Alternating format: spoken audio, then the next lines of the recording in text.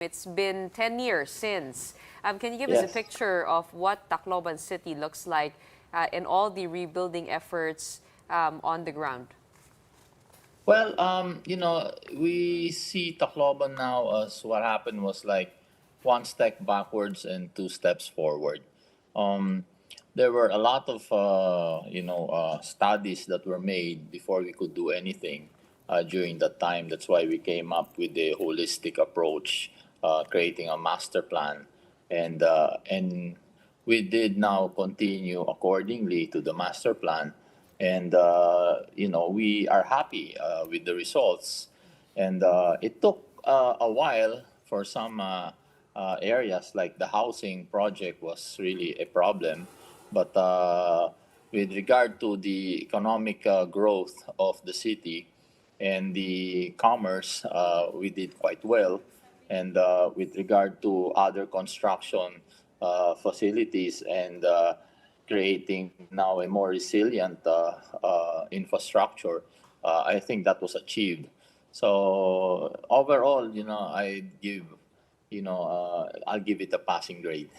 Right, Mayor. I still remember that you were also the mayor on that day. You were also put right there in the line of danger. I think you were almost washed away by the storm surge.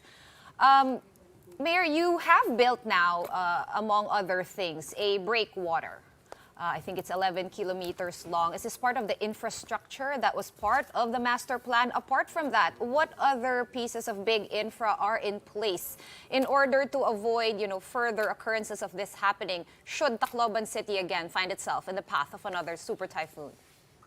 Actually, it's not too much the additional infrastructure, but it's actually creating I would say, a very sound urban planning and land use program that we have. In fact, we have now, obviously, we had a lot of, I would say, fatalities because a lot of people were living in what we call the danger zone in the coastal areas.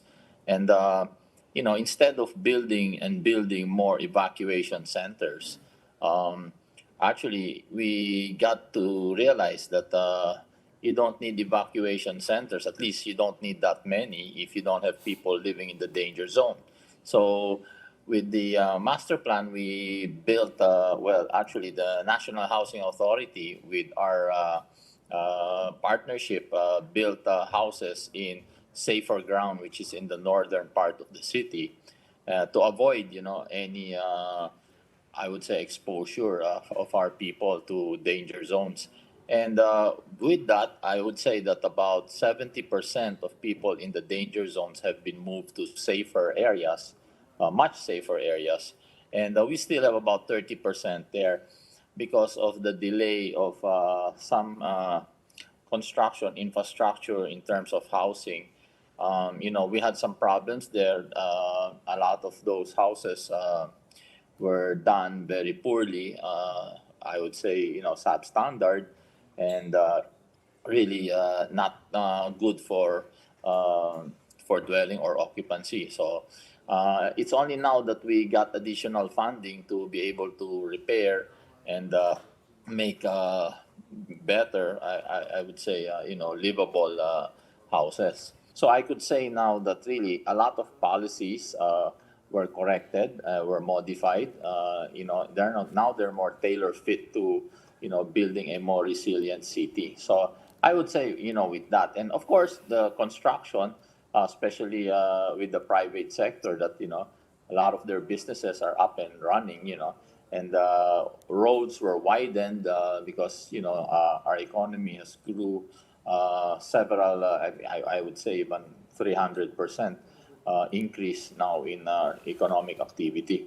So I would say, but also important here is the learnings of the people, and they now understand, and they now have a very, very good idea on how to prepare and how to avoid further loss or bigger loss in a typhoon. What seems to be the problem? Because also, if I recall, there was more than $1 billion in aid, in international aid, that poured into Tacloban 10 years ago.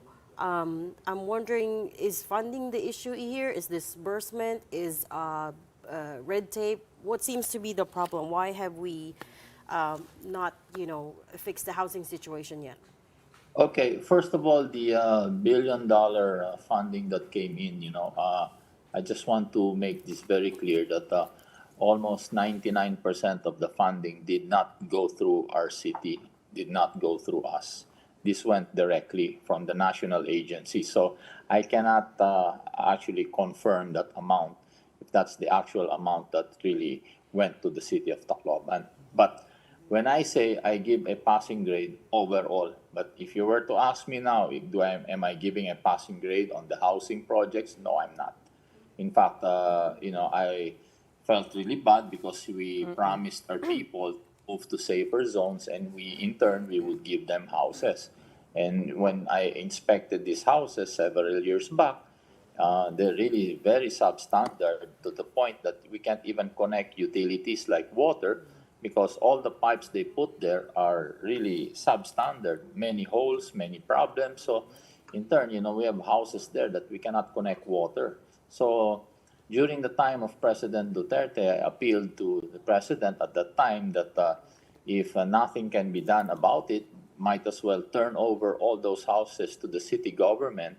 So, the congressman and myself, can look for funding and fix the houses ourselves instead of leaving it like that. And, you know, I understand even National Housing Authority filed cases against those contractors.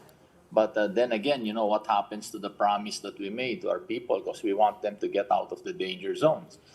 Now, that took so long that marami sa kanila ay siyempre lumaki, nag-asawa, nagkaroon, dumami ang anak.